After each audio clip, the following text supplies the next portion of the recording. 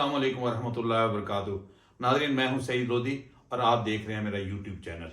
नाज़रीन, मुल्क का सियासी मंजरनामा बड़ी तेज़ी से तब्दील हो रहा है और इसी मुनासबत से बहुत सी ताज़ा खबरें गर्दिश में हैं। नाज़रीन, सबसे पहले डॉलर की सूरत हाल। गुज़श्ता रोज़ की तरह डॉलर आज फिर बेकाबू हो गया। इंटरबैंक और ओपन मार्केट में डॉलर की कीमत में इजाफे की वजह से डॉलर मुल्क की तारीख में बुलंद तरीन सतह पर पहुंच गया। इंटरबैंक डॉलर की कीमत में आज 7 रुपये 17 पैसे इजाफा देखा गया, जबकि ओपन मार्केट में 3 रुपये का इजाफा हुआ। इस इजाफे से मुल्क की तारीख में पहली बार इंटरबैंक डॉलर की कीमत 262 रुपये 60 पैसे हो गई, जबकि ओपन मार्केट में डॉलर 265 रुपये का हो गया। गुज़श्ता दिनों डॉलर का इंटरबैंक लेन देन 255 रुपये 43 पैसे में हुआ, जबकि ओपन मार्केट में डॉलर 262 का रहा। कल यानी 26 जून 2023 को इंटरबैंक डॉलर 24 रुपये 54 पैसे महंगा होकर मुल्क की बुलंद तरीन सतह पर पहुंचा था और ओपन मार्केट में डॉलर की कीमत में 19 रुपये का इजाफा हुआ था। नाज़रीन, डॉलर की कीमत में यह तारीखी चढ़ाव मुल्क में महंगाई के तूफान का पेश खैमा है। नाज़रीन, इधर वज़ीर-ए-आज़म पाकिस्तान जनाब शहबाज शरीफ साहब ने इस्लामाबाद में ग्रीन लैंड एक्सप्रेस ट्रेन की इफ्तिताही तकरीब से खिताब करते हुए कहा कि जब उन्हें हुकूमत दी गई उस वक्त मुल्क जो है वो एक मुश्किल और नाजुक मोड़ से गुजर रहा था। अदाद शुमार तो ये बताते हैं कि पाकिस्तान उस वक्त 6% से ग्रो कर रहा था। पाकिस्तान की रिकॉर्ड रेमिटेंसीज थी, पाकिस्तान की रिकॉर्ड एक्सपोर्ट्स थी। एहसास प्रोग्राम जिसको इंटरनेशनली सराहा गया, अप्रिशिएट किया गया, उसके जरिए से गरीब लोगों की मदद की जा रही थी। सेहत की सहूलियात के लिए पाकिस्तानी अवाम के लिए सेहत कार्ड का इजरा किया गया था। गरीब गुरबा के लिए सराय और लंगर खाने बनाए गए थे। वो गरीब जिनके पास अपने घर की छत नहीं थी, उनके लिए अपने मकान के लिए, अपने घर के लिए लोन मुतारफ कराया गया था। डॉलर 175 रुपये का था और पेट्रोल 1 लीटर 150 रुपये का था। इन तमाम तर सहूलियात के साथ मज़ेदार बात यह है कि पाकिस्तान को डिफॉल्ट होने का कोई खतरा नहीं था।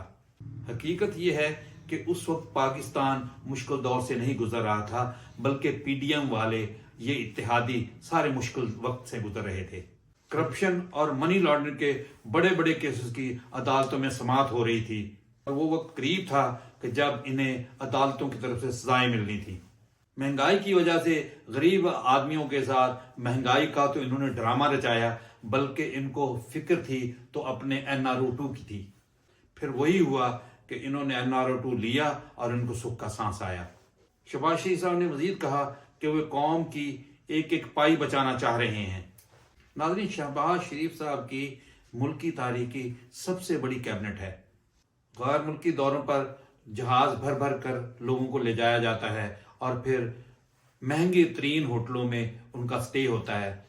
क्या मुल्की अवाम का पाई पैसा इस तरह बचेगा और इस तरह बचत होगी?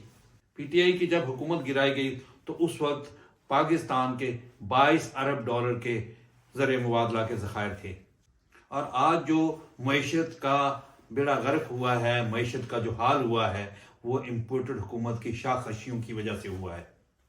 मुल्की सतह पर डॉलर की जो बुलंद तरीन सतह है, इसके असरात नाज़रीन अगले 2 माह में आने वाले हैं।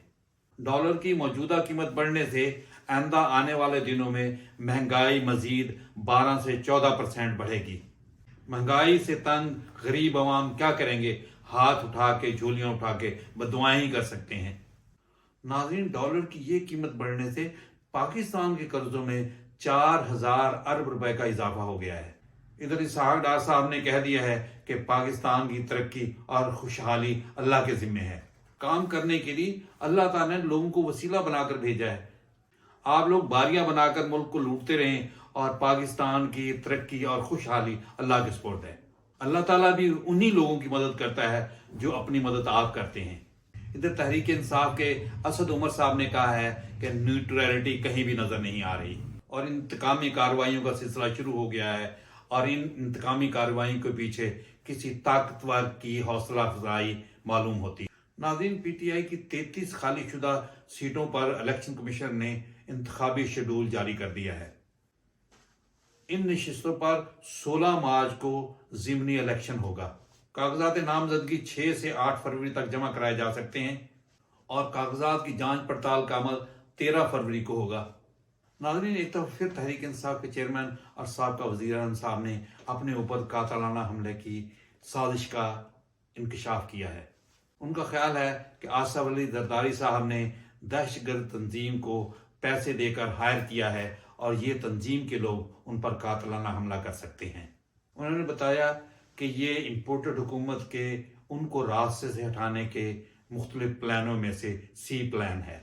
ناظرین، عمران خان صاحب نے کہا کہ اللہ ان کی حفاظت کرے گا اور بے شک اللہ تعالیٰ سب لوگوں کی حفاظت کرنے والا ہے۔ اللہ تعالیٰ پاکستان اور پاکستان میں بسنے والے سب لوگوں کو اپنی حفظ و امان میں رکھے۔ ناظرین، اگلی مفید ویڈیو کے لیے پھر حاضر ہوں گا۔ اجازت دیجیے، اللہ حافظ۔